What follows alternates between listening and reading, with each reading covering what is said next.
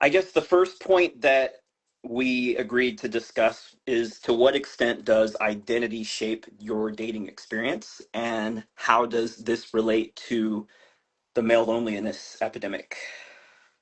Okay, can you define identity? So, the way I would define identity is basically how you see yourself and how you view yourself in the way that you move through the world. So, your identity to someone else might not be the same identity to yourself, but you ultimately get to decide how you identify, and whether or not that's true. So gender Regardless, yeah, identity, it includes gender identity, but it's not exclusive to that, yeah, right? I definitely identify as male. As much as I would love to have been born a woman, I wouldn't take your route. I don't have gender identity, whatever the term is, but like I do identify differently. I identify as a guy who likes unconventional women, like a guy who defies gender roles. So I identify as a stunted short guy who wants to be towered over and feel submissive and cede control and have a very tall, powerful woman like I don't know, slap me around and love me, but also be rough with me and be powerful and dominant. And I don't want I don't I identify as a submissive small man, not as a wannabe macho alpha male like I used to be. So that affects the way I move through the world in the sense of what kind of women that I'm interested in. But the problem is that the majority of women, like the vast majority, like 99%, it seems, are all submissive. Even if their body doesn't match the physical, like if they are a tall, powerful, broad shouldered, muscular, athletic female, and they look like someone who would be really like perfect as a dominant woman, and yet they want to be dominated, and they almost exclusively want to be dominated by a tall guy. But if they do like short guys, it seems like the majority of the time they want a short guy who will dominate them. And it's really disappointing. And I'm sorry for rambling, but I've had a lot of bad experiences with this over the years. Does that kind of fit in with what you're asking about?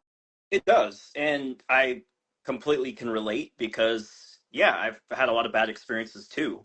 And they might not be the same, but it doesn't invalidate the fact that we've both had some pretty severe treatment when it comes to our relationship with women, right? And in different ways. And specifically, like the people that we're attracted to, and then as opposed to how they treat us if they are attracted to us, and what those expectations are. And it kind of leads into my other point about how um, a lot of people develop these sort of like projections that they place on people based on how they look or how they perceive Yeah. their identity. And that kind of ties into my point about the patriarchy, which I've said this before, or the debate. I said when we discuss the patriarchy, I wanted to discuss the relationship to the inversion of feminism and fifth wave feminism and how that relates to dating. And What do you mean so inversion? well, I'm going to get to that in a second. Okay. So the idea is that the patriarchy, in my opinion, is as harmful to men as it is to women, but in different ways. And a lot of men don't realize how harmful the patriarchy actually is, because we might not look at like the way women move through the world and their experiences the same way because we haven't actually lived as a woman in that context, and so it's harder to see someone else's view when you haven't walked in their shoes. But also it's sometimes hard to see that like some systems that appear to be beneficent to one group actually harm all the groups, and patriarchy is no stranger to that. And I think it does harm a lot of men that tend to be shorter that tend to be what let's just say some women deem as less desirable or less worthy of love or less worthy of um, decency. You know, that's a real phenomenon, and so I would never invalidate that or disagree with you. But I just wanted, sorry to interrupt, I don't want to forget. So I feel like short guys understand in many ways like more what it's like to be a woman than average men do, or tall guys, because we physically fit a phenotype more of what a woman is physically, like our bodies. So in the world, like we're smaller, more petite. Like a lot of guys hate when I say this, but I believe, and I've seen evidence that in general, on average, shorter men are weaker. Sorry, it's especially the case for me. And so we're more vulnerable. We're viewed as more vulnerable. We're viewed as easy targets. We're, harassed, seen as somebody like criminals see us as an easy target. We're bullied more. And in a lot of ways, that's even worse than with women because a short woman is less likely to be actually bullied, like especially physically, like in school or whatever, because they fit in to the stereotype of what a woman is supposed to look like. But at the same time, if a guy is short and like cute, like they have a cute kind of face, they are gonna be like also targeted a lot by gay men, for harassment, like sexual harassment, being you know what I mean? Like even physically harassed, and I've experienced that a lot myself. So it's like, um, I don't fully know what it's like to be a woman, but I know better than most guys, I feel like. Yeah, neither do I. I don't know what it feels like to be a woman, but I know what it feels like to be a transgender person or a transgender identifying woman. And I understand that distinction matters to a lot of people and how people choose to identify. And again, no one can tell you how you get to identify yourself. Only you can tell yourself that. But as far as the experience of being a shorter male born person, yes, you're correct. There are some aspects that, we're not shielded from, certainly when it comes to safety and certain things like that, like, people being more powerful than you and stronger than you. And those concerns are real and valid. But it doesn't invalidate the lived experiences that women face. And you talked about how shorter guys get bullied a lot, but I know for a fact when it comes down to it, there's women, there's groups of women in certain demographics that tend to get bullied more. Women of color experience bullying a lot more. In fact, there's stats that back that up when it comes to like gender statistics. If you ever took a gender studies class in your undergrad, it's been proven they tend to get bullied a lot more, not just in school but in the workplace. When it comes to the dating arena and other places, there's also another thing that a lot of people don't seem to see is that yes, short men get the brunt of the hatred when it comes to the unprovoked hatred, but there are women that have to cope with uh, weight issues, right, and being bullied over their weight Yeah, and that's the something you can fluctuations. change. I don't really have much sympathy for that, especially when compared with height. And there are so many guys that like fat girls. You know, I used to be one of them. In fact, I still like women that if they have a lot of weight, like down here, you know what I mean? I still have an appreciation for that. But you mentioned gender studies. I wish they would do height studies. But you said that they get bullied. Women of color get bullied more, and I believe you, but not like only in certain places. Like let's say we're talking about Georgia or Alabama or Mississippi, where you go to a high school and it's like 90% people of color. I've read a lot of stories from young white people, women, whatever, that's experienced relentless targeting and bullying and physical abuse from their, classmates, their non-white classmates, and they literally are saying like it's practically a race-based hate crime because they're actually physically being beat up because of their race. So I mean, like, I guess, it kind of depends on what part of the states or the world you're in, right? Yeah, I think context matters, and there's certainly been a lot of white women that face bullying, and not just from other women, but from men as well, and from maybe even from women of color in certain circumstances, depending on what part of the country they live in and what the demographics look like, right? If you're the only white kid in a school and you're getting picked on for that, well, it becomes no surprise if you happen to be also a woman, you're also getting picked on. None of those things are surprising, and none of those things would I disagree with. I think it's just, again, context is important, and when it comes down to it, I'm simply saying that while it is true that short men do receive, I think, in a lot of ways, a premium, it's like, when it comes to dating, short men have to pay this sort of unspoken premium, right? When we step up to the plate and we say like, "Hey, I'd like to come and meet you," whatever, and then she asks you like, "Well, what's your height?" Or she asks you, or is the height that you listed in the dating profile actually your actual height? And then if you respond to that and you say, "Oh, yes it is," but there's no, when it comes down to it, there's no field where you can put like your weight, right? But there's been studies actually now where dating app data and these like dating app projectors are talking about, well, we're going to start making a field where men can view women's weight, like their weight range in the on these Personally, dating apps. I don't really need that. I could just go based off the pictures, you know? Mm-hmm. And Mm-hmm. they can just lie anyway. Like I don't personally, I don't care. I don't think that's necessary. I like the height thing because I want to know their height because I want a tall woman. Um, but of course, they make you pay to filter out women or anybody under a certain height now. So it's like on Bumble, at least, you got to pay like $20 a month to do that, and it's annoying. But it's like around where I live, it's like 99% of women are under 5'8". So it's a lot of swiping, and I almost never match with anybody. It says I've got 25 likes, but I never encounter any of them. But yeah, you were talking about bullying and stuff like that. Tall women, yeah, they experience bullying. I've seen plenty of stories about it, but I've talked about that in my videos. Another thing you said about short men having to pay a premium, I talked a lot about that in the video about Nancy Mulkey. You know Nancy Mulkey? You mentioned her video briefly. If you could elaborate, though, for the audience, I'd Yeah, appreciate that. Yeah.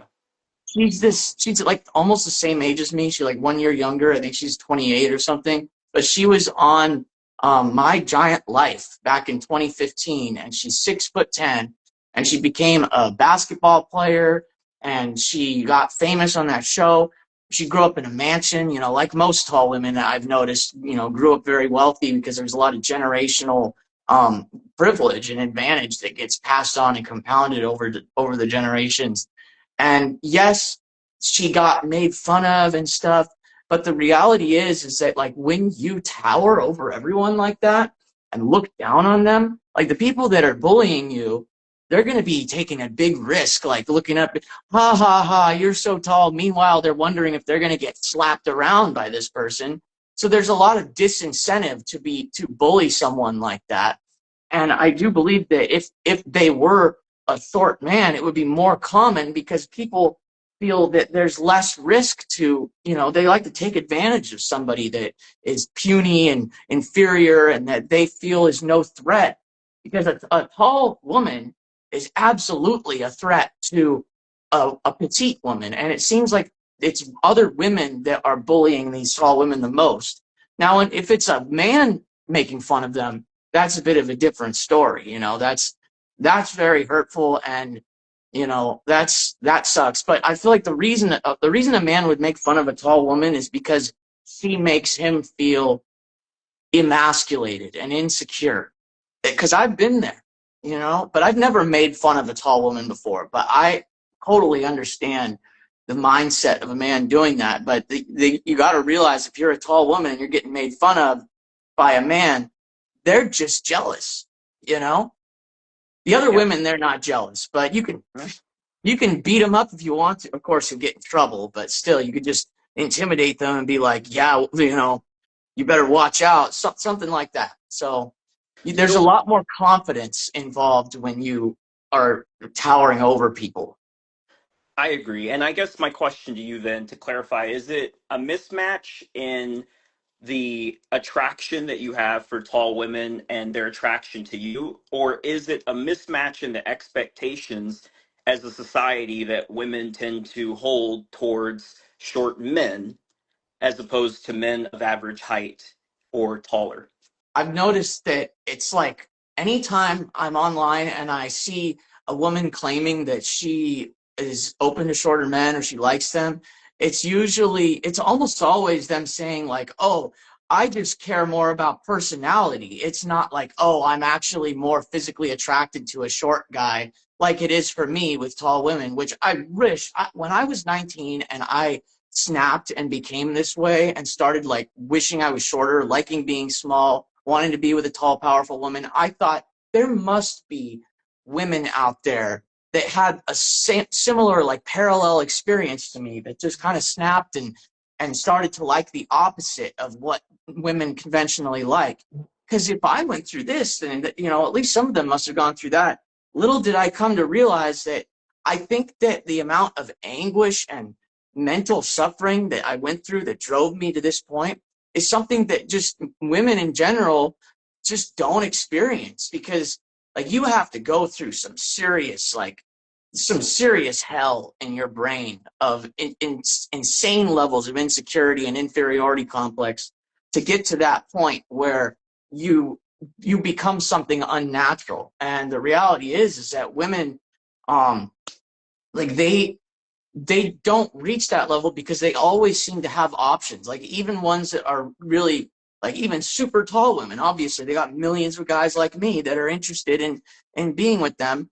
Even women that aren't that attractive, they've got guys that are like saying, oh, you're my looks match. But with hypergamy, they see all these options they have, and it makes them feel like, okay, I'm not totally a lost cause. And as a result, they never reach that point of falling over the cliff like I do. And one of the things that confirmed that for me was when I was 19 and 20, I went on this website called FetLife. Have you heard of it? Yes. Yeah. So yeah, it's this website for like alternative people that are, sexually deviant. And there's a lot of BDSM stuff on there, and that's the kind of person I am. Like, I'm on the S side, as if you're calling it submissive. And I was looking for a dominant woman. And I looked and looked and looked, and I scoured the website, and I did find, 20 or 30 women like that were like over 5'10", that claimed to be dominant. And after doing a lot of digging and personal DMs and all this stuff, I found that like basically every single one of them either charged for services, or they had like 50 submissives that you would have to share them with. They basically were running a harem. They wanted, most of them were also doing findom. If you know findom, I'm so familiar, yeah. they're wanting to exploit the desire of submissive men who want to give them money, and it seems like the majority of these women, they just want to take advantage of the money aspect, and they're not interested at all in the actual, like physical intimacy and excitement of that. And it was really, really depressing, and I fell into a very deep depression, and I became very, very jaded and cynical about the whole thing after that. And I kind of just stopped trying to find a girlfriend. I became very angry at women around the age of 20 or 21 as a result of my disappointment, because I thought this was going to open a whole new world of options for me. Like, of course there'll be tall women that are like me, that like the opposite, only to find that the only ones that do are just financially exploiting us. I'm still open to the possibility that they're out there, but either that or they're just using it as a social media thing to just like get views off of, you know? I do, and I wonder, when you mentioned this belief that there's just not any submissive women, or there aren't. If they are, they're very rare. You mean dominant Or women? excuse me, submissive seeking women, meaning they're seeking men that are Yeah. submissive, or I am AMAB people that are submissive. And I agree, there aren't as many. However, they are they say there's a lid for every pot. You've heard that. It's not just a cliche. It's true. It just I might hope take a so. lot longer to find your pot sometimes. And that's, That's why I need to get that's famous. right. And I think even more so when you are looking for someone, I catch myself doing this all the time is we all do a little bit of projection, right? And one of the questions I had for you about your dating when it comes to tall women is, do you feel you may be perhaps like projecting these traits onto taller women in a sense? Because, like, for instance, I've dated people that were more dominant than I was, and it was rare, but when I did, the women that I dated that were more dominant than me, they weren't taller than me in some cases. I mean, that's the thing. Yeah, It's like you might find one trait in one person that they can display, and then it might not manifest in the way that you always imagined it in your fantasy or yeah. whatever, but they It's a could still have it. frustrating problem. It's a frustrating problem. I've been like this for 10 years now, and I've experienced a lot of things since then, and I've learned that yeah, I don't project things on them anymore because I I've seen the opposite too many times. It's to the point where I expect the opposite now. Like I expect to meet a tall woman and have her to tell me, "Oh, I like you, but I want you to be the one in control," or something like that. And it seems like every single time that happens, even when the girl is like I had this long distance girlfriend and we never actually met in person, but she had these broad shoulders and she, flat hair and just like looked exactly like the type of woman that would be dominant, but she wasn't. And but then I've also met like on Reddit, there was this girl that I met on there who she was super into BDSM and she was super dominant and she liked to wear those masks, like those robber masks and stuff for anonymity. I used to be into that too. And she really was looking for a small submissive man and I was like, holy shit, I hit the jackpot here. And I talked to her and she was so into me and she I was like the perfect guy to her.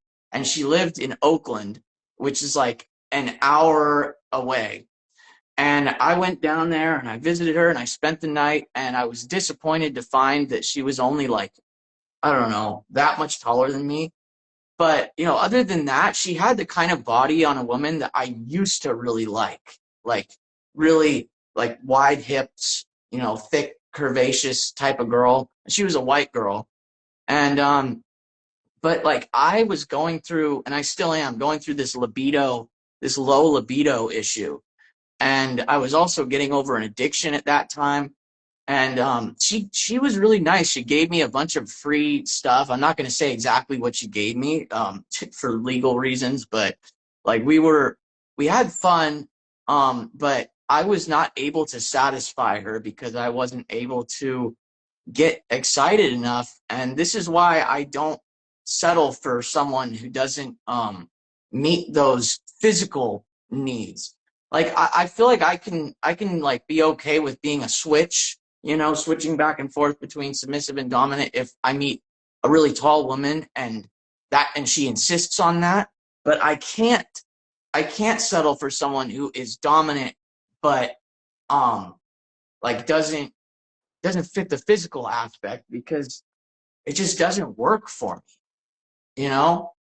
I do, but I also feel like, in a strange way, I feel like you're being socially, I guess, socially oppressed. I don't even know if that's the appropriate term, but you're being socially oppressed by the same projections that you place on women and the reverse. So think of it this way, you were saying that you have to be attracted to who you're with, and that's across the board. That's the same for everyone, right? We all have our preferences and we have a right to our preferences, and we shouldn't be dating people or engaging with people that we know we're not attracted to, because not only is it disingenuous, but it's a negative to the purpose of getting acquainted with someone and It's a forming waste of time and relationships. money. Yeah, and it's antisocial. And frankly, it's not. about whether or not someone matches whatever my physical metrics are of desire. The question is how does she treat me? And if she's not treating me right, I don't care how tall she is. She could be 6'8". If she's not treating me right, she could slap me, she could flip me out, burn me over.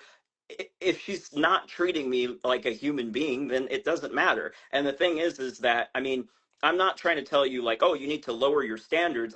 I'm saying that you need to actually look at like, if you don't want people to treat you a certain way, you can't project on them a different type of treatment and expect different results. And so like if I'm going to go out there and say I will only date women that are over 5'8", and then women decide to go, well, guess what? I don't want to date a transgender, and I certainly don't want to date one that's 5'4". And I go, oh my gosh, and there's women that are 5'3", there's women that are 5'5", there's women that are 5 foot nothing. And the point is the question isn't like what they look like, it's how they treat you. And I mean, that's what I think is most important. It is important to be attracted to people, but I think it's even more important as to how they're treating people. And then the other thing, you talked about sympathy with women. That was another subject we discussed previously about like, you basically said that when it comes to dating, they don't really understand what it's like. They don't really need sympathy in dating. And I'm gonna have to disagree.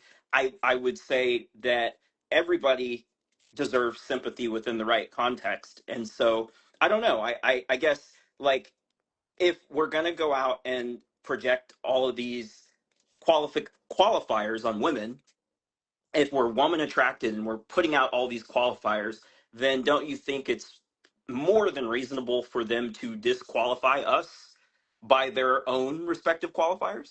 Yeah, I don't get mad at women for liking tall guys. It's very disappointing though, because I thought that, because I went through what I went through and started liking the opposite of what was conventional, that of course they would, there would be at least, maybe 3% of them that would go through the same thing, especially specifically tall women, because just like me being the opposite of what is considered normal and natural for a male, if a woman is the opposite of what's considered normal and natural for a female, my thought pattern was that they are also going to go through some kind of adaptation transformation and start liking the opposite.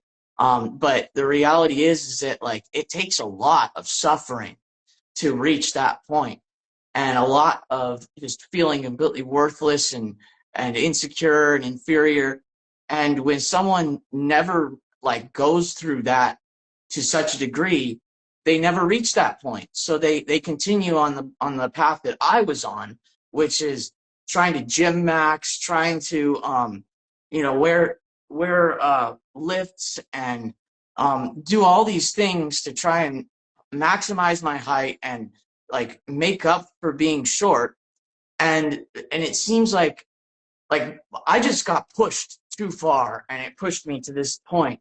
And it seems like most tall women are like that as well. Like they try to hunch over, and they put their legs out sideways when they're taking pictures so they can look shorter. They bend down. Every time I've taken a picture with a tall woman, I wished that they would just stand up straight. And like I'm always too uncomfortable to ask them to stand up straight because they might get weirded out and not want to take the picture. But at a certain point, like I want them to see me getting towered over in this photograph, and they're not doing it. Um, but it's like the reason they never reach that point is because they always have options.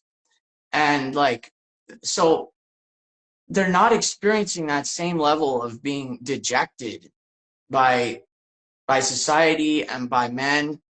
Like it really, you got to be basically deformed as a woman to be treated the same way as like most short guys are, especially if you're not attractive. And here's the thing, I'm gonna have to politely disagree, but here's why. So um, for one thing, when and this is just this is I can kind of relate this to gender and how people understand things in that way, but I don't want to go into rabbit hole about gender identity too much.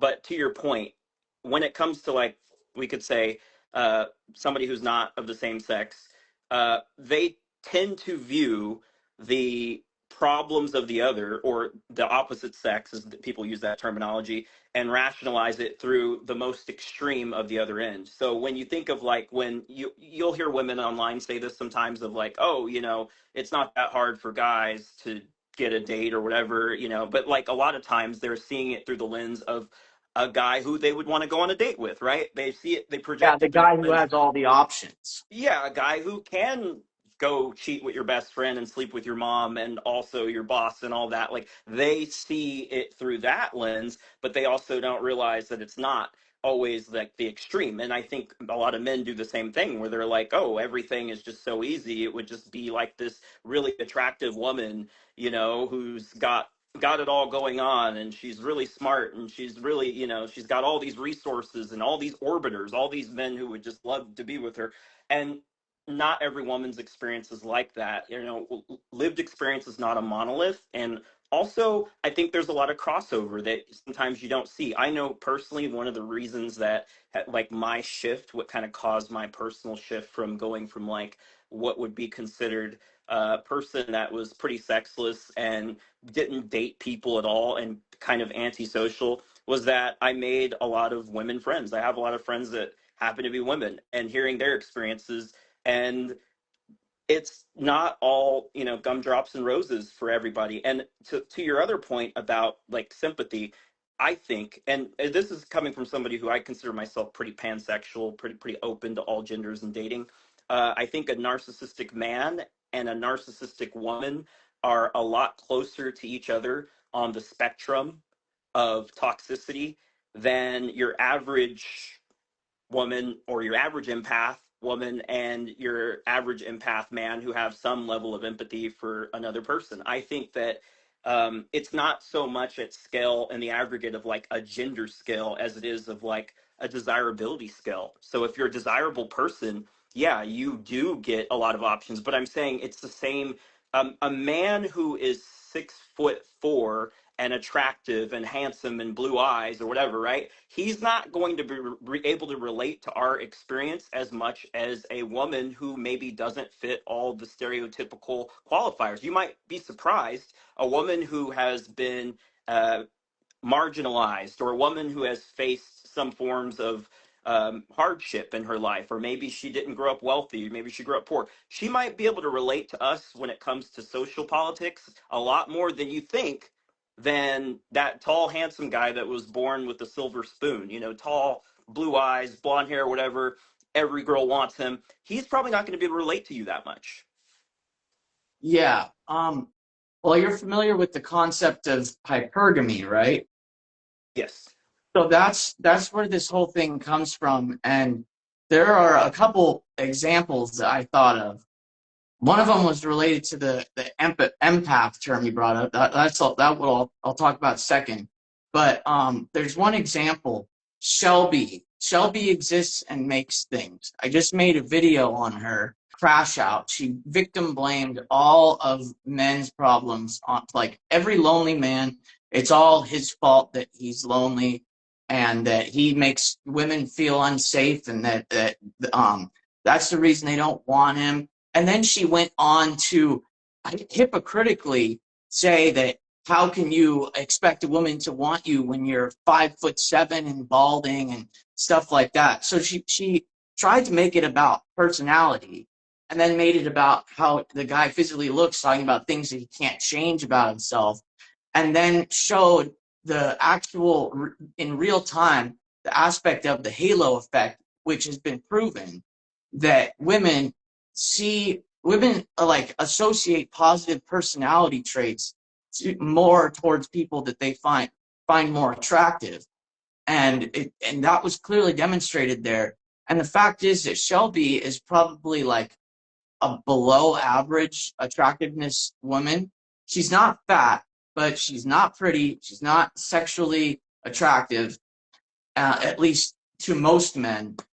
Yet she's got dozens and dozens and dozens of guys in her DMs that watch her, that give her money, that try to get to know her, that try to like because she's always complaining about being lonely and not being able to find a man, yet she's got all of these dozens of options to choose from, which men, if a man were to do the same thing as her, first of all, they'd never grow their YouTube account as fast because people want to watch a woman that's going, like, people would rather watch a doomer woman than a doomer man just because it's really uncommon. But also, they see that and they think, oh, this is my opportunity to find a girlfriend, because if she can't find a man, well, I'm here. And there are so many men who think that way, and they fill her inbox and they fill her comments, and she rejects them all. She's rejecting men left, right, and center. And then she goes on and makes a video about how these men that she's rejecting they are like entitled, they feel entitled, and they expect her to like them back. And it just really goes to show that these women that are complaining about this, that aren't attractive, they have way, way, way more options than we do as men, but But they why? But reject why? them Why do they have more because options? Why? because because of hypergamy, because men, because these women, their ego has been built up by the fact that when they're on social media, they get all of these DMs and they get all of this attention. And, there might be an attractive guy in their past um, who's like maybe gone to bed with them because he didn't have anybody else and he was bored, and that made her think that, oh, I'm a high value woman now. Um, and I've had many female friends. You mentioned that. I've probably had more female friends than male friends. Um, and yeah, I've rejected a few women too, but not to the degree of what I saw with Shelby. She really had a lot of men that were interested in her, and she, instead of taking that as, oh, I'm not so bad after all, she took it as, oh, I hate all these men because they're harassing me. And guys just can't relate to that. Most guys would love to have women harassing them. Well, okay. So, yeah, I agree with the last part because a lot of men have no standards. That's the issue. The issue, here's the thing. I'm responsible for how I teach people to treat me, right? Women can treat me however they want to. This is just my rule of thumb, my personal MO. You can be any gender. If you decide to mistreat me, if you decide to put me down, if you decide to make fun of me, or if you decide to stand me up for a date, you decide to show up, the whole continuum of treatment, that's fine. You can do that. You're free to do whatever. Women are free to treat you however they want to, but you are also free to decide what the consequences are of that treatment. So if somebody's going to say, oh, well, men are harassing me and I'm experiencing like I have too many options, all that. Yeah, yeah, it's probably true that your average woman, when it comes to the online dating apps, they get a lot. And I mean, they do get a lot more of interest. The volume is not the same. But again, we don't have to invalidate someone else's trauma or someone else's experience just to make ours valid, and to say that just because, say, my sister probably on online dating probably receives 5 times the amount of DMs that I receive, right, from men than I would from women, it doesn't make it such that everything is easier for her because of that. It's the metric here, the issue is that many men have low standards or no standards. And so again, this circles right back to what I said is the origin is the patriarchy. A lot of men do not understand that when you vet people, you don't just vet them based on how they look or vet them on their bra size or how tall they are. You're supposed to vet them on how they treat you.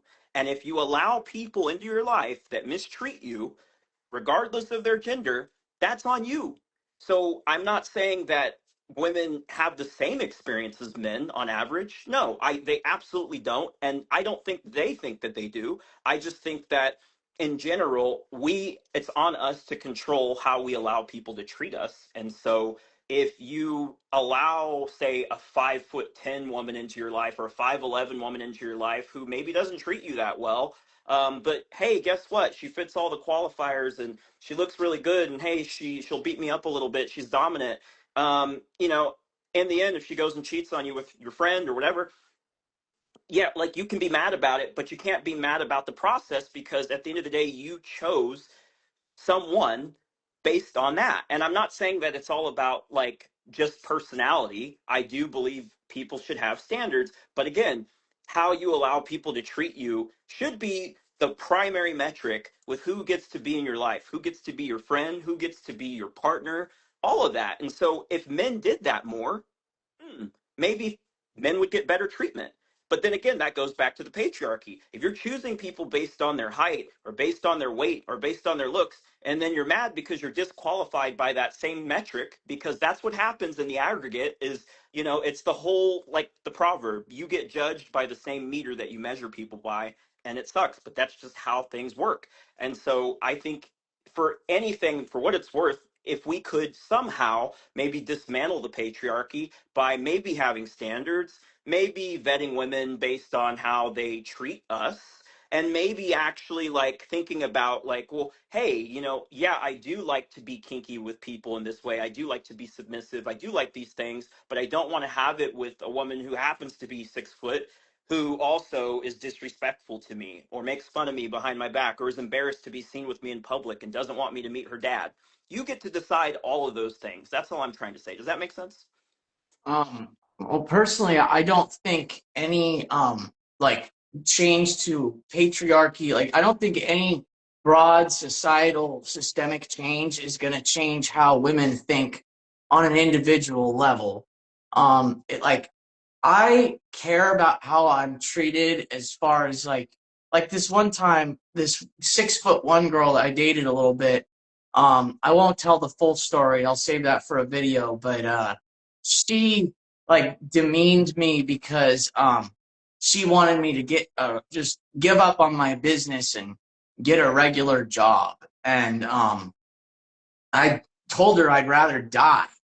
And this was over text, and we got into this debate about people's right to die and stuff like that.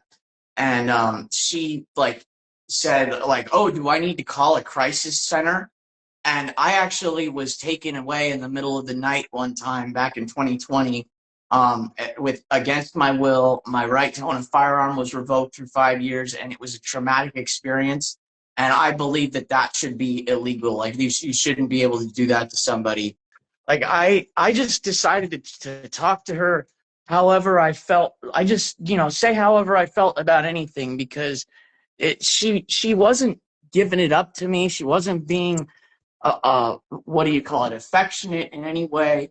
I had nothing to lose because she wasn't giving me anything. So I don't put up with certain treatment. But if a woman is genuinely physically attracted to me and is affectionate and sexually attracted to me and doesn't take intimacy and use it as a bargaining chip because she's obviously wanting other things out of me, then I will put up with being, mistreated to a certain degree, because what's most important to me is that she's tall and that she's actually attracted to me, because I don't want to have to negotiate for intimacy.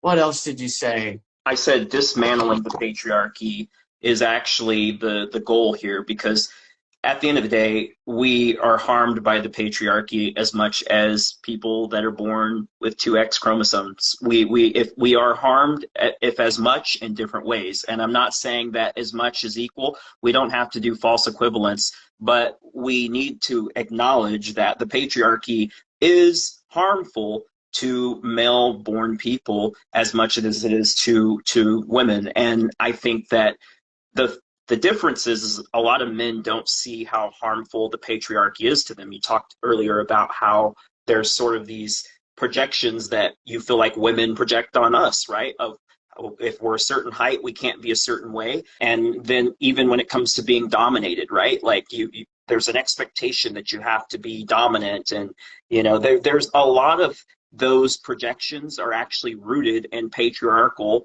predication. And so that's why I say that we should want to join hands with women and dismantle the patriarchy. So Now, I I'm not saying remember all what I women was. want that. I remember what I was going to say. So Mm-hmm. I believe that this change that you're talking about is in the ball of women's court, because the reason men put up with being mistreated and all that isn't because they only go for the top. It's because the vast majority of women only go for the top of men. And they actually did a study on this. I don't remember what it was called. Somewhere, Loser Maxing talked about it, where if you are below a certain level of attractiveness or height or whatever, you don't register as a person in women's mind. You register as an object, and not in a sexy way. In like you are, if you try to talk to me, you're an annoyance and an inconvenience, and they're very rude. And when when a guy tries to ask them out, they treat them very poorly. And men are used to being mistreated in that way.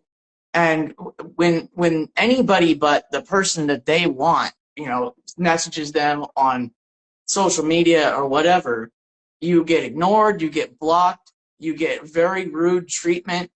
And like, men aren't the ones doing that because we want, like, at least the majority of the time, because we want to do anything that we can to make this person like us and make them want to be with us.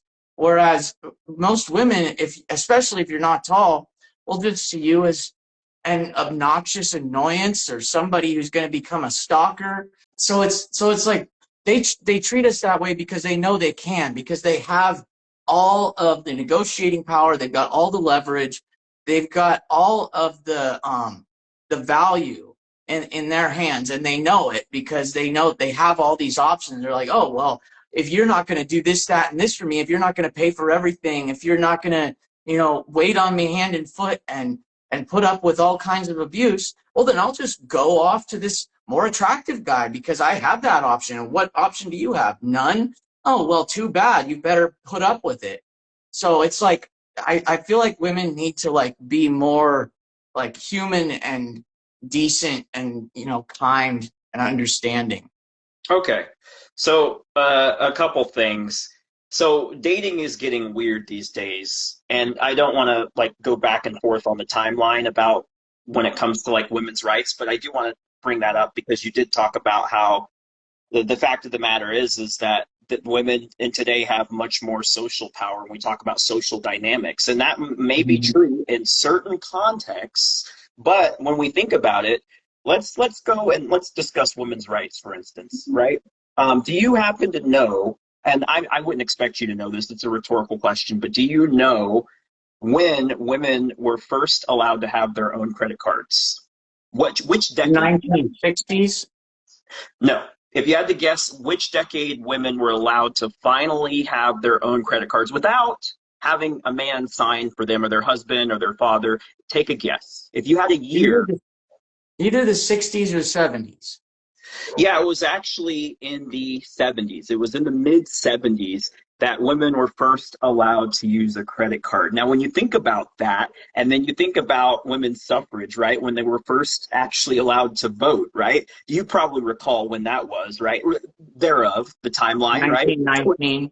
Yeah, 20th century, right. And I knew we looked up these points, we kind of discussed them a little bit earlier. But so the reason I'm bringing this up is not to try to like drill you on the stats, but I want you to think about that continuum of time, right?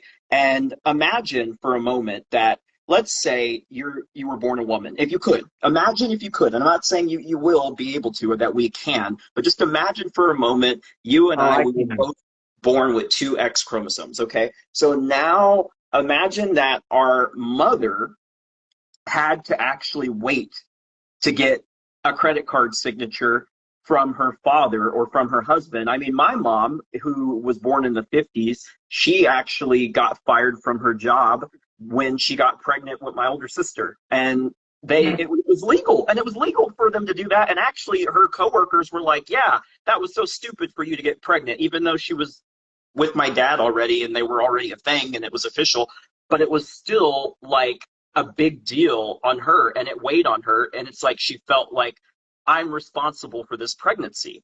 And she felt like it was all her fault for losing her job because of the way the whole situation was just wrong on every level. But these and many other situations were commonplace not that long ago. There are people alive still walking the earth who had to face that kind of discrimination, who could not use a credit card because they didn't have a husband, or who couldn't, get a credit card until they had a signature from their father or something like that. Sexism is definitely real, and it can go many directions. And dating, yes, like when we move things a little bit forward to present day, socially, because of the dating apps, because of the proliferation of social media, yeah, the social dynamics are asymmetric.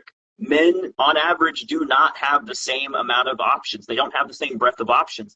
But my question would be to that is, if that's the case, you know, is this all just economics? Because when I look at it, I think that, you know, hypergamy isn't just a woman thing. There are plenty of men who, let me ask you this. Can I ask you this? How many men do you think, if Taylor Swift said, I would love to date you now, I'm leaving Travis Kelce, how many men, if they knew it was 100% going to happen, they knew it was going to be real, how many men would probably say, sure? I mean, of course, I would, but Me she's only too. going to want to date 6'10" football players. So Okay, but you get what I'm saying? We both would say yes without hesitation. But why would we say yes without hesitation? Would we say yes without hesitation to, I don't know, for you, I don't care about height, but for you, the 5'6" woman that works at Burger King who has an annoying, like, probably not, right? Has some kind of weird idiosyncrasy. You're I probably not. wouldn't even date like Ariana Grande or somebody like that. I wouldn't even date a superstar if they were short. Okay. But they're the same way. You were mentioning the credit card thing. I feel like back then, a lot of the time, women were just using their husband's bank account. So, like, I imagine this scenario where a woman might go and get a credit card and then spend all of their husband's money, which could be a major issue, you know, or even a criminal scheme, taking advantage of that. But once women have their own bank account or whatever, then it totally makes sense to have, your own credit card. But like, that's the only way that I can think of that actually making sense. But like most, like the women in my generation and like Gen Z, they didn't go through any of that stuff. Like their experience, like the pendulum swung totally in the other direction, and they're seeing what happened in the past and using that as a way to continually take more ground and give an inch and they end up taking a mile. And it's like, okay, they I know that a lot of people disagree with me on this, but a lot of us guys see a lot of the DEI initiatives and stuff, and like, yes, the majority of upper level management people are men, but they're men from the previous generation who did benefit from those things. Whereas now what we're going through is the opposite, basically. And we're not experiencing the benefits that those guys are or have. Or, they want it that way. They want to keep us down and then give other people that fit certain demographic characteristics the option to climb those ranks so that the company looks diverse and progressive, and that way they can keep their power and they can keep down any potential threats to their power, as in other men that are in the younger generation. So we haven't felt the benefits of that, and we're feeling bitter, being blamed for all the world's problems, when we've always just been treated the same way as if we were the patriarchy. Which is why I said earlier that I do believe with the advent of fifth wave feminism, which is what we're starting to see, I'd say from 2012 to 2022 thereof, we were in the era of the fourth wave. And a lot of people, as far as academia and scholars, they haven't formally acknowledged that this is a new era in feminism, but I do think we are in the fifth wave, and the fifth wave being 2023 forward. And by that, I mean an inversion of the patriarchy, which, yes, it is this idea that we can treat men who we deem less desirable like complete shit, hot trash. And it's completely valid to harm men that we don't see as desirable because that's a good thing. And even if, and that the logic tracks about the whole harm in the past happened generations beyond me, right? So now I have a right to harm someone, right? And yes, there's a lot of people out there that are just out to hurt somebody, and they're not Yeah, all they might women. as well just lay down and rot, right? If they want to treat us that way, well, we got none of the benefits. Well, then you can't force us to be your slave, so we might as well just collect benefits and just say fuck you and watch the whole society crumble, right? But there are, as I said, there's a lot of people out there that are trying to hurt somebody, and they're not all women. There are plenty of men that occupy different ranks within the stratification of desirability that go out and do harm themselves, that get women pregnant out of wedlock, that cheat Yeah, on their partner. especially those top level guys, the tallest guys, the most, the ones that have all the options, they're abusing it because they know that they have that power. Because all these women will put up with it because they're so rare. You got one out of 100 guys that they find attractive, and that guy is gonna abuse that power.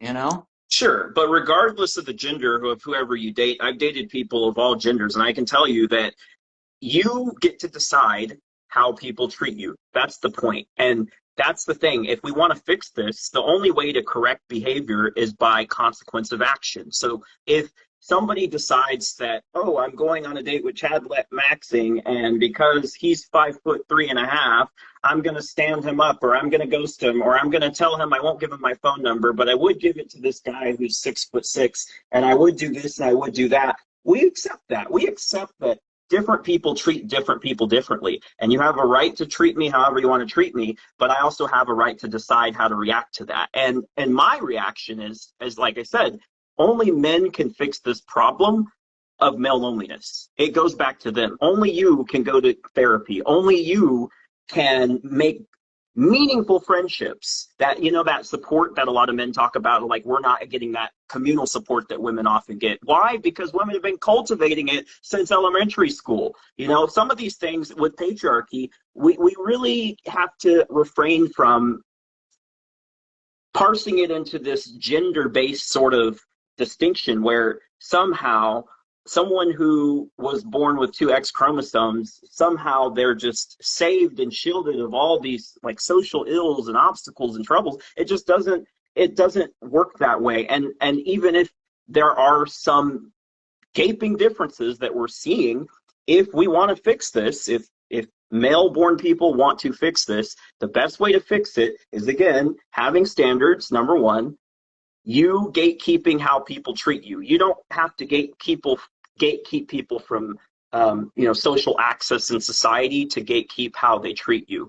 Men don't have to pay 80 cents to the dollar to women in order to tell women, hey, I am not going to come out and pay for you to go on a cruise so that you can go and cheat on me or whatever. I'm not going to invest in you if you're going to mistreat me. And to that point, this is, I think, where we sort of meet in the middle, at least on our beliefs. And this is a belief I know a lot of the women that I'm friends with and that are probably listening to this debate do not agree with, but it's just the sad reality is that I don't owe society the same thing that Mr. Tall, again, tall, handsome, blue eyes, Chad, Tyrone, whatever, NBA basketball player, linebacker, celebrity, or whatever. I don't owe the world what he does. I don't owe that, but I do owe everyone that interacts with me a basic level of decency. And if you give me a reason to not treat you the way I treat everybody, try to treat everyone with the same baseline,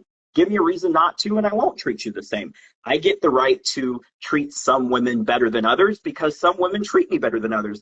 I was telling my therapist the other day that I have this thing where I treat my friends, my women friends, way better than the women that I've dated. And I'm starting to realize this. This is one of those like self-reflection things. Like, whoa, why do I treat the women that I'm friends with way better than the ones that I've dated? And it's not because all of my friends that happen to be women treat me better than the women I've dated, but it's just in the aggregate, the average person that I come across who's attracted to me probably doesn't treat me as good as the friends that I have that happen to be women. So I pour more into them because they pour more into me.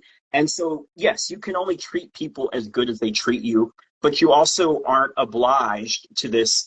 Okay, if women want to say that because you're short, you have to pay a premium and you don't get this good treatment and all that, they can say that and feel that way. Not everyone's going to feel that way, but even if the majority feel that way, they can feel that way, but you get to decide, again, if you're going to allow them into your life. You want There's to, three things I have to say before I forget, because I can't listen with, okay. So the first thing is, like, yes, we're all going to be affected by a bad economy or whatever. So we're all going to have hardships and all that, but women will always have that option of just going and trying to seduce an older guy who will, provide them a free place to live and a very cushy situation, and then they can get back on their feet and use that opportunity and then go off and find somebody else once their life is stabilized, whereas men don't have that option.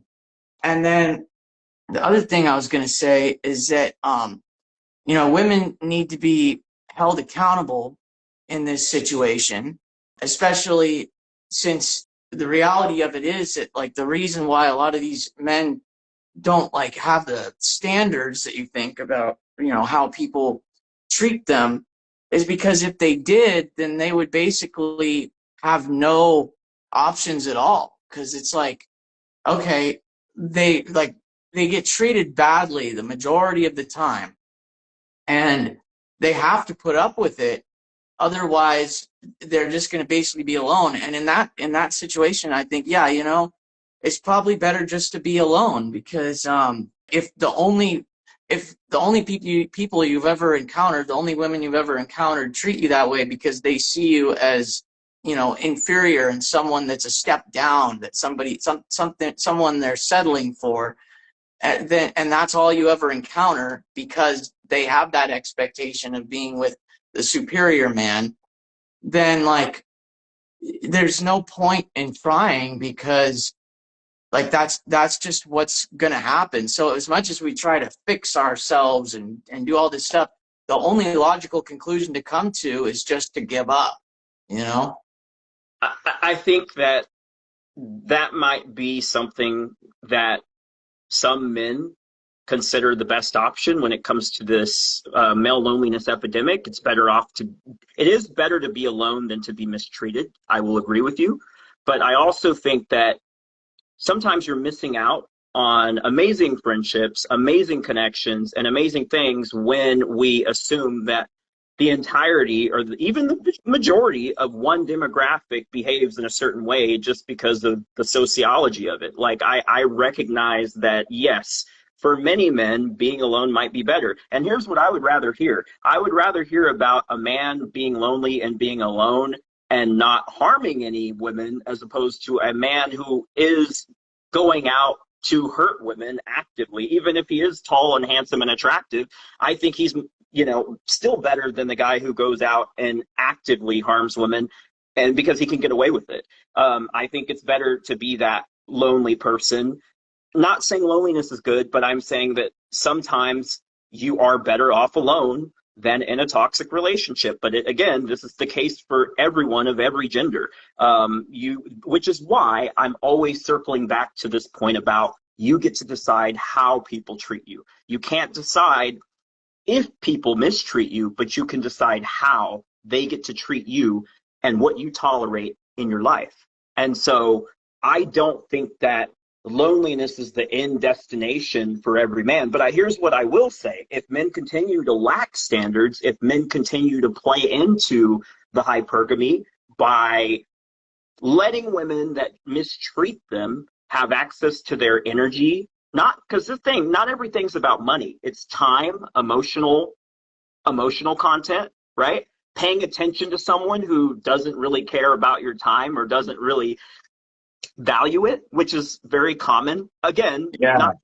not just with women. I've gone and I've definitely entertained dating men who have treated me the same way, or I don't want to show up next to you in public because you're trans, and but also I want you to send me pics of your body. You know, it's like it doesn't make sense. So, I mean, yeah, the men are responsible for the male loneliness epidemic.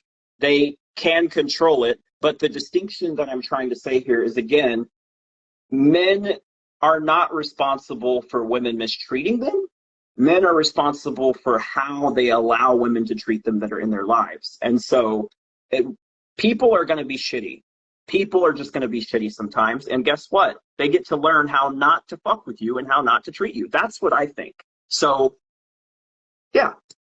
I don't think men are responsible for the male loneliness epidemic because we can't control how tall we are or what we look like. And let's be honest, that's the real issue, you know, it's a male you're not good enough epidemic is really what it is. And like you know, I just I what were you gonna what did you say about friend like Well, basically friendship, right? I was just saying that there's a lot of things that you might miss out on when you project that one gender has this experience. When I guess I'm saying is when we judge a certain demographic or when we cast judgment on a certain group, we miss out on the experience of learning from them and learning what their actual lived experience is. And it's like you miss out on so much more and you miss out on maybe even a connection. And I also say this for men that are lonely, maybe they don't want women friends, but the thing is I think you also have to vet your friends too. I tell this to people and I say this in all seriousness. The women that you should have in your life, if you're a man and she's a friend, they're the same women that if you weren't in that room and another woman was trashing you, they would defend your character because they know your character and they know you, right? They would defend you. They're also the same women, just like a man who's your friend would do that if he's truly your friend, right? They're the same women who, if they knew that there was a really hot 5'10" Dom woman that was looking for a short, submissive guy, they wouldn't hide her from you. They would go, oh my gosh, I have this amazing friend. He's got this Instagram and he's got this YouTube following, and they would gas you up. My friends who happen to be women and men, they gas me up. My friends gas me up. My friends treat me well. And if they don't, then they won't be in my life for long. And that's the foundation for how you should look at relationships. It's the same thing. When if you meet someone and you're interested in her, if she treats you worse than your friends do, what does that say about her? I just know that like women in my age group, you know, late 20s, early 30s, and Shelby made this very clear. How can you expect a woman to be interested in you and expect her to take the place of a female role in your life if you can't even provide a house for her? And it's just like, how fucking out of touch can you be to expect men who's purchasing, like all of us, not just men, our purchasing power versus amount of money that we can make is like it's reached an all-time low.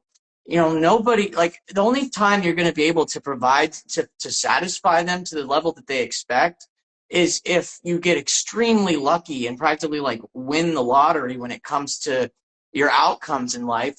And the reality is, and this has been proven by studies, that, you know, the taller you are, the more money you make. And to a somewhat close degree, the same thing can be applied with your looks as well. So it's like a certain type of people literally have everything. They make all the money, they get all the women, they have all of the attention, they have all the best, you know, they aren't getting bullied, they aren't getting intimidated. They literally have it all.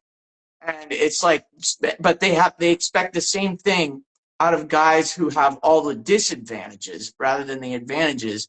And at a certain point, my decision is, okay, I'm never going to be able to satisfy them. So, and my time is very limited. I'm burned out.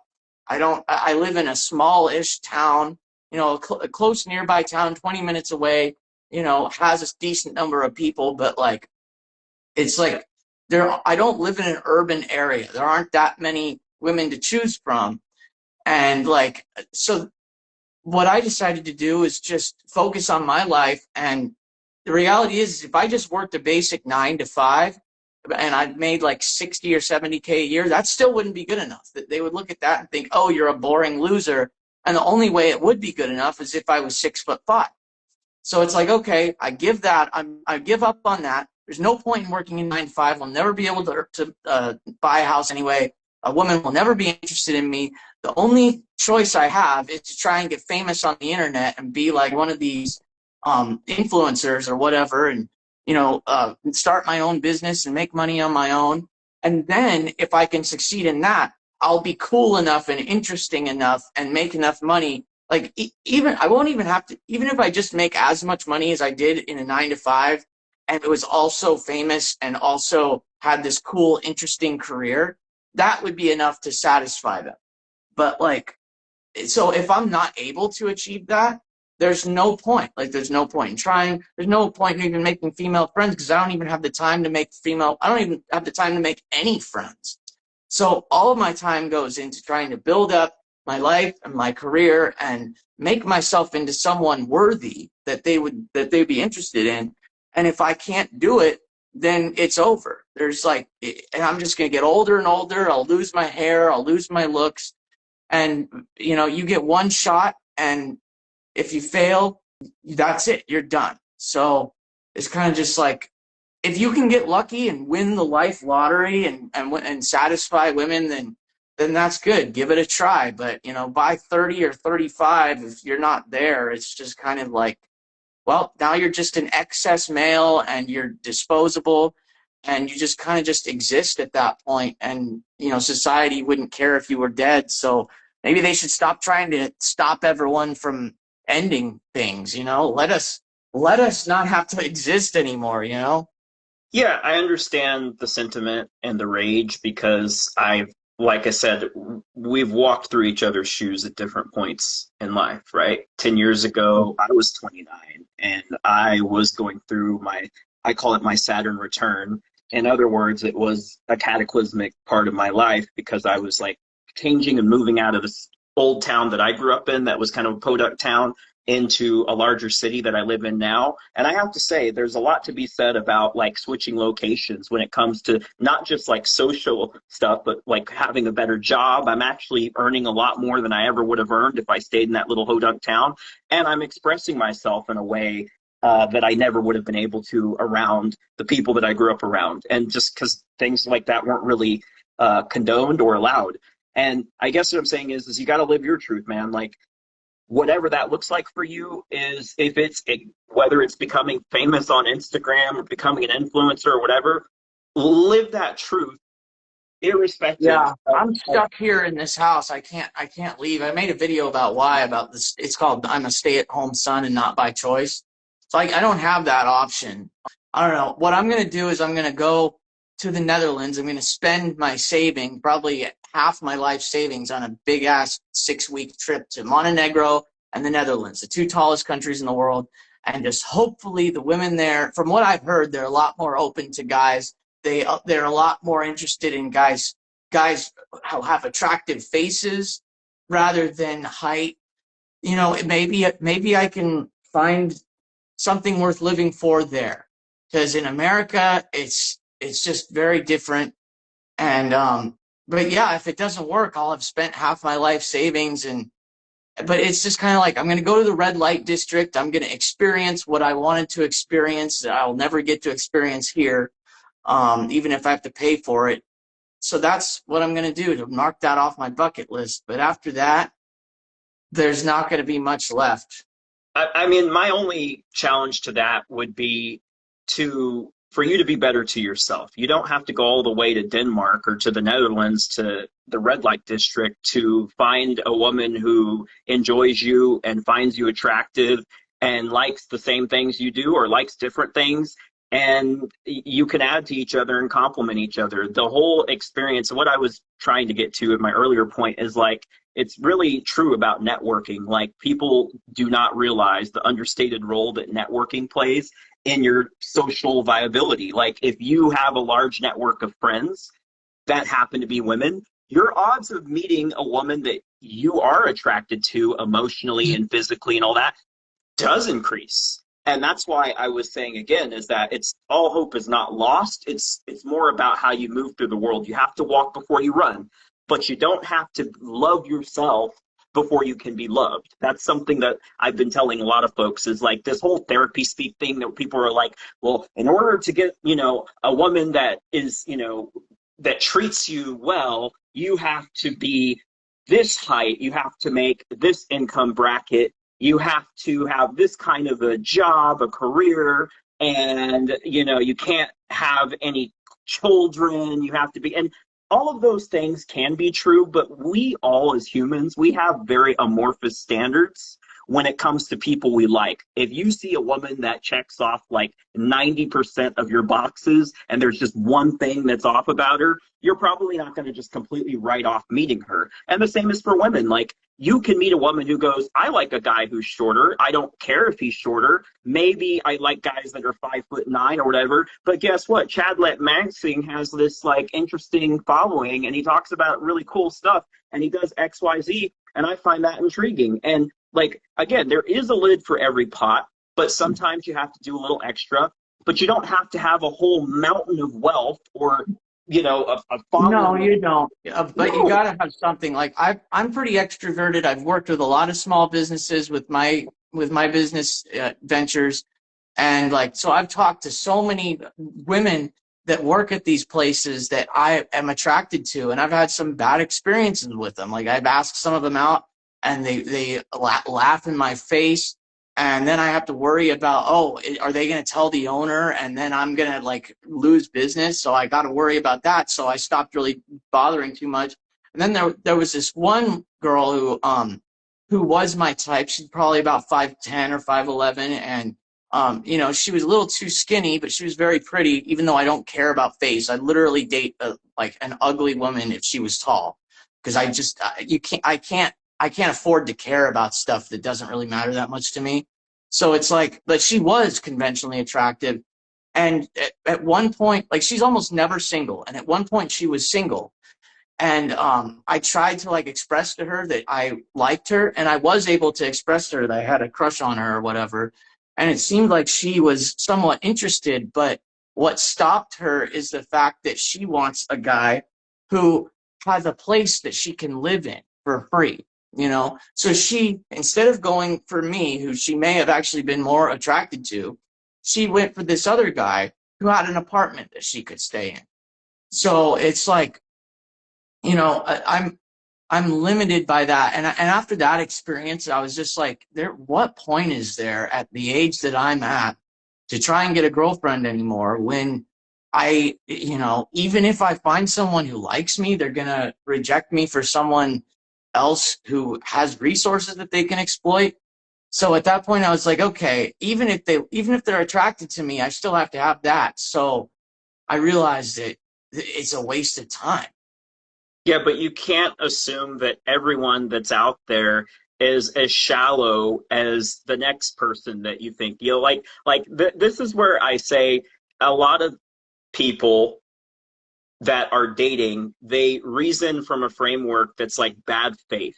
They assume that every girl out there is going to be super shallow and going to prefer a guy who's tall and white and handsome or whatever. Like, yeah, there are a lot of people that are that way, but it's like if you live through that, you're going to alienate yourself from meeting someone who likes you for who you are. And I'm not going to go back to the cheesy cliches, but I do think you're right. And in a sense, like, in addition to that, not everyone should reproduce. Not everyone should, and not everyone will. But Yeah. on the other hand, you shouldn't confine yourself to this. Like, it's like the whole thing that used to be a big deal. My sister is much older. She's older than me, and she was born in the 70s. And in like Gen X, a lot of Gen X women that I know, they grew up with more pressure to, this whole Cinderella's carriage thing where it's like, have a husband, and if you can't find a husband, or if no one desires you, well then what are you, right? And then now things have shifted, things have changed. Now a lot of men want to find a wife. Now a lot of male-born people that are woman attracted, they are like, gosh, if only I could have a girlfriend, if only I could. And it's like, the reality is that you shouldn't stop living your life regardless. If you want to go to Denmark and you do want to go to the Red District in the Netherlands, knock yourself out by all means. I'm simply saying that don't let your limiting beliefs negate or limit you from making friendships, bonds, and connections that could maybe be more real than those beliefs. It's like basically I'm kind of telling you like don't become a prisoner to your own beliefs because I did that. I did that. Okay. I did that, especially in my earlier dating phases where I was like, oh, I'm probably ugly and most women think I'm this way because I got rejected by this woman back at this point, right? And it's like we can't live our trauma through all of our future experiences and expect the cycle to end. It's just going to repeat, you know? Well, it's like I did find a woman who liked me for who I was, but it wasn't enough because of the economy and the life situation. That out of survival, out of a need for survival, she would rather be with someone who was able to provide for her a place to live and money, rather than someone like me who can't. So it's just kind of like I have to dedicate my time to building a life like that, because it's like if I had like I'm different from a lot of other short guys in the fact that I like being short. And about 3 years ago I was very confident, and I felt, I asked women out a lot, and I felt really good about myself. But as time went on and I got older, and I felt like, okay, by now I should have been successful. Something should have taken off in my life. And now I feel like a complete loser. And I just know that if I had money and if I had better luck and more success in what I was trying to do in my life, I wouldn't have this lack of confidence. Like I certainly would have a girlfriend. I would probably have a tall girlfriend by now if I Do you, had money. do you think that there are, let me ask you this, actually, because I'm thinking of the wrong question. I'll try to phrase this carefully because this is about a celebrity. Do you think that Tom Brady's wife left him because of lack of wealth? No, he's obviously wealthy though, so Right. And was it because of his height? he probably was being abusive. These tall guys, they get whatever they want in life and they take advantage of it. It's just like, when you have all of the benefits and you have everything that other people want, you're able to abuse that and lord it over them. And it's a similar thing as what I said earlier about women being verbally abusive or rude when a guy asks them out. It definitely wasn't money. It definitely wasn't that he wasn't good enough. It was probably he was being a bad person. So can I ask you this then? Thank you for answering those two questions. Why do you think that if you say were a billionaire or that if you were a multimillionaire, that your woman problems would disappear? Well, if I was wealthy and I wasn't attractive, then yeah, there would be a lot of problems being taken advantage of there. But like if I was wealthy and I just was the guy I am now, I think I would be able to find somebody who genuinely liked me. Maybe. I'm not dismissing that. There might be more options for you because as a byproduct, you're likely going to be able to travel more places. You're likely going to be able to meet people more and network and form Yeah. friendships and bonds and connections. But all of those things are priceless. A true friendship is priceless. A true mate, a person who actually looks out for you, not a soulmate, not a soul tie, none of that corny Hallmark Channel bullshit. A person who actually gives a fuck about you is priceless, and they don't have to be with you to be that person. And finding those people is hard, and it gets even harder, rumor has it, when you're super wealthy.